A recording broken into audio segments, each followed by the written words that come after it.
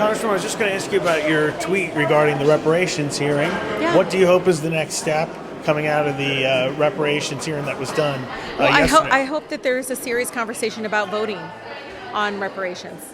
H.R. 40 has been introduced by my predecessor for decades, Congressman Conyers.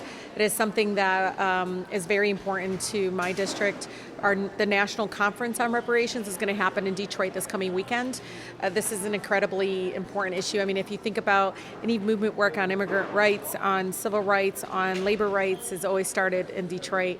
And this is something that is very rooted in trying to combat what's happened to Black Americans, continues to happen with Black Americans being not actually been able to kind of get a level playing on the same level after ending slavery. So. And some witnesses at the hearing mentioned direct payments. Others mentioned investing in African American communities around the country.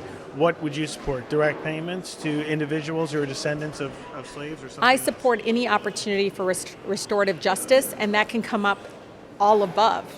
In some instances. But I think there's a serious conversation happening in committee, and I hope continues to happen regarding reparations.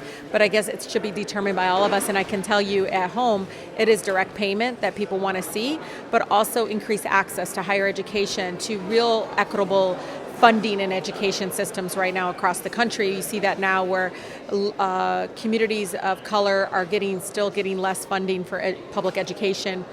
Less access to lending, less access to, we lost more Black home ownership than any other state in the country. So we're at numbers now pre-fair housing.